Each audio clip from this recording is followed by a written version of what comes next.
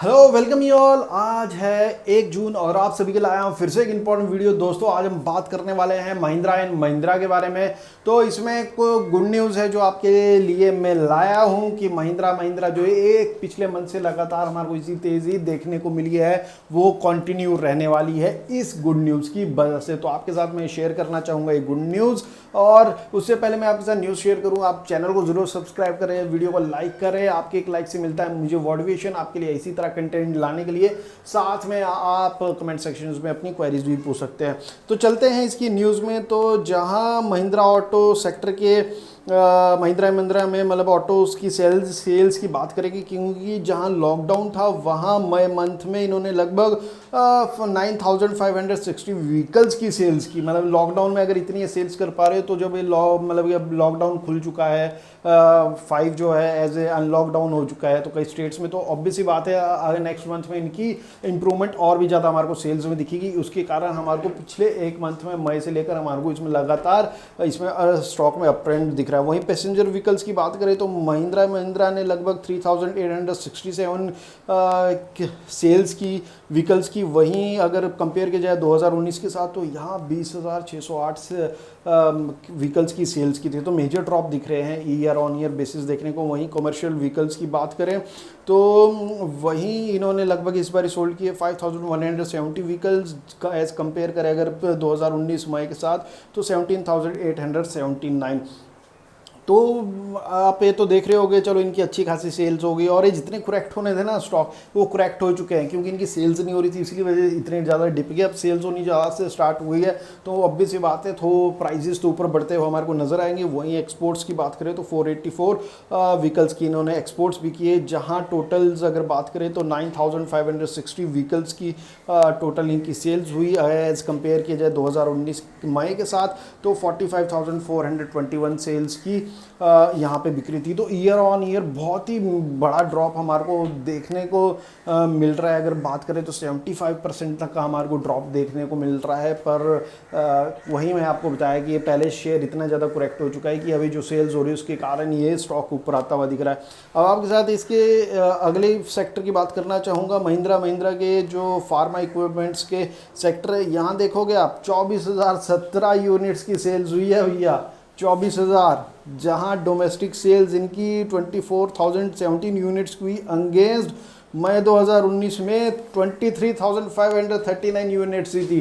तो year on year भी लगभग 1% का मई मंथ में अपसाइड दिख रहा है। इस लॉकडाउन में इतनी सेल्स हुई इनकी तो क्यों नहीं भागेगा ये शेयर। जहां लॉकडाउन की वजह से भी इनके शेयर में इंप्रूवमेंट हो रही, इस लॉकडाउन में भी इतना बिक रहा है माल, तो आगे आने वाले टाइम में कितना बिकेगा। इसी के कारण ये भागता रहेगा और कहीं ना कहीं भागता रहेगा। तो आगे भी आप बात सुनिए पूरी। जहां लगभग इन्होंने एक्सपोर्ट्स किए लगभग 324 यूनिट्स इन्होंने टोटल मतलब कि एक्सपोर्ट्स भी किए। वहीं अगर डोमेस्टिक और एक्सपोर्ट्स के हम टोटल मिला दें लगभग 24,341 यूनिट्स इन्होंने सेल्स किए अगेंस्ट 24,704 यूनिट जो मई 2019 में थे। तो ईयर ऑन ईयर बेसिस हमारे को ग्रोथ दिख रही है इनके फार्मा सेक्टर्स में। और फार्मा सेक्टर की अगर इनकी अच्छी बिक्री हो रही है तो अगर यही सेक्टर इनका बूस्ट कर गया आगे आने जैसे इस सेक्टर में डिमांड तो है ही, और नेक्स्ट मंथ इस जून में अच्छी खासी बिक्री होगी तो इनके रिजल्ट्स कहीं ना कहीं पॉजिटिव आएंगे। और कहीं ना कहीं पॉजिटिव आए तो द्वार से ये शेयर अपने प्रीवियस हाई तक हमारे को पहुँचता हुआ दिख सकता है।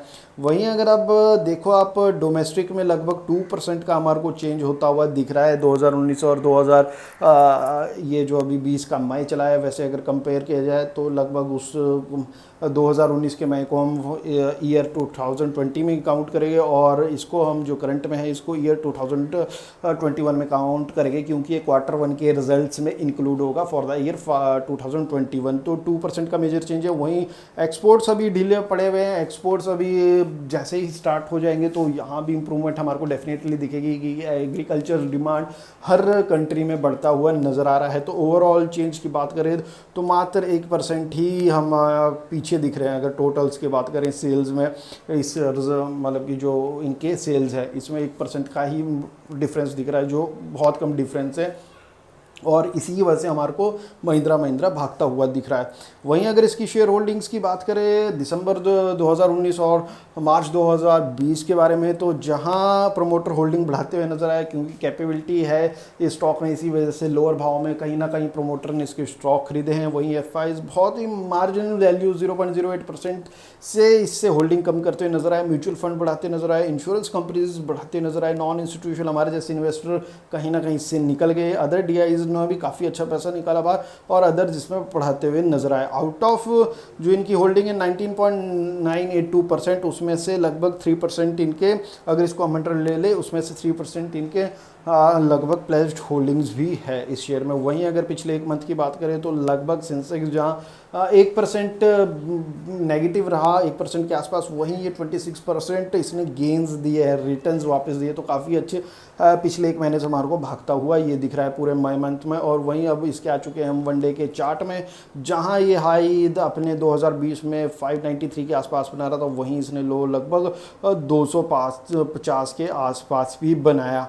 और अभी अगर इसकी बात करें तो अपने 20, 50 एंड 100 EMAs के ऊपर ये ट्रेड करता हुआ नज़र आ रहा है, जो इसको मिल रहा है एक स्ट्रॉन्ग सपोर्ट। वहीं 200 के EMAs लगभग 487 का, जिसको मैं बोलूँगा टारगेट्स, मेरे को इसमें शॉर्ट टर्म में अचीव होते हुए दिख रहे हैं।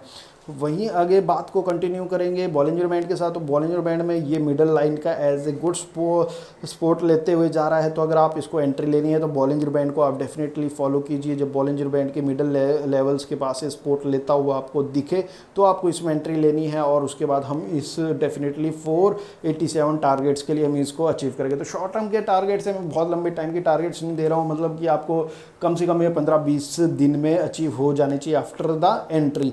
वहीं अगर बात करें तो आप ट्रेंड भी देखोगे तो इसका ट्रेंड अपवर्ड मूवमेंट चला है, तो ये ट्रेंड भी यही सिग्निफाई कर रहा है कि ट्रेंड लाइन को पूरा सपोर्ट दे रहा है। तो आपको बॉलिंजर बैंड के साथ ये भी साथ में देखना है कि ये अपना ट्रेंड तोड़ तो नहीं रहा है। अगर इसके नीचे आ जाए तो आपको रुकना है, फिर एंट्री नहीं लेनी है, फिर एंट्री नहीं लेनी है। वैसे तो इसके जैसे सेल्स के रिकॉर्ड्स आए तो मुझे कहीं लगता नहीं है कि ये इससे नीचे जाएगा, पर हाँ ये अपना साइकिल कंप्लीट ज़रूर करेगा, क्योंकि ऐसा नहीं कि ऐसे ही निकल जाएगा, ये अपना स्टॉक साइकिल ज़रूर कंप्लीट करेगा, यहाँ के आसपास टच करेगा। लगभग आप सोच सकते हो जो हमारे को वैल्यू देखने को मिलेगी 430 के आसपास या 440 के आसपास हमारे को देखने को मिलेगी इसकी वैल्यू। जो भी इस पर टच करेगा तो हमारे को इसमें डेफिनेटली एंट्री लेनी है, पर इस ट्रेंड को ये तोड़ना नहीं चाहिए, और वहीं जो बॉलिंजर बैंड है इसकी मिडल लाइन को भी नहीं तोड़ना चाहिए।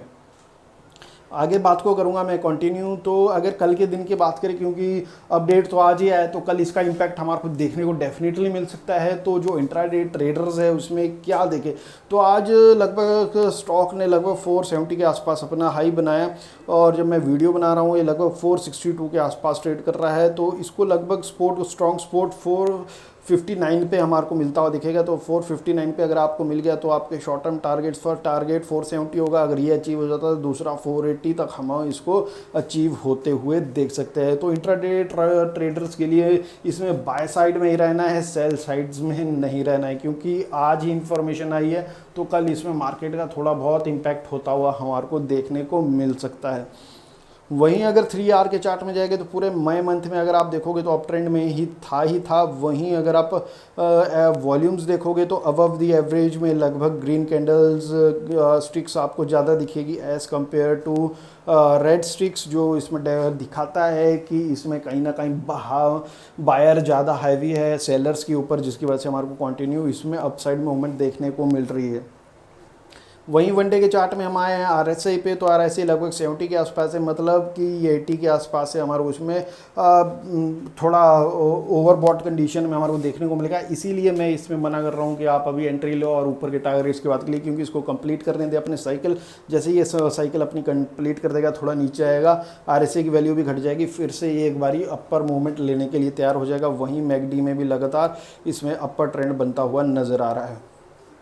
तो दोस्तों आपको इसमें कुछ बातें याद रखनी पड़ेगी। बॉलिंजर बैंड ट्रेंड दो चीज़ें हमारे को इसमें याद रखनी है। अगर इन दोनों के आसपास सपोर्ट लेता है तो हमारे को डेफिनेटली इसमें एंट्री करनी है, और लॉन्ग टर्म के लिए हमारे पास जो टारगेट है 487 के आसपास हमारे को इसको जाते हुए देख सकते हैं। पर इसका जो कल इम्पैक्ट रहेगा उसमें भी आप इसमें गेम खेल सकते हैं। लगभग 459 के आसपास इसमें स्ट्रॉन्ग सपोर्ट मिलेगा, जिसमें हम 470 के लिए डेफिनेटली जा सकते हैं। अगर बहुत ही ज़्यादा तेज़ी रही तो 480 तक भी जाता हुआ ये शेयर देख सकता है। तो दोस्तों अगर वीडियो लगा हो इन्फॉर्मेटिव तो please support subscribe the channel, like कीजिए वीडियो को यार, मोटिवेशन मिलता है। कमेंट सेक्शन में अपनी क्वेरीज पूछिए, मैं डेफिनेटली जवाब दूंगा। आपकी हर एक क्वेरी का मेरा जवाब बनता है। अपना ख्याल रखिए, अपने परिवार का ख्याल रखिए, लॉकडाउन का पालन कीजिए, and thank you for watching the video.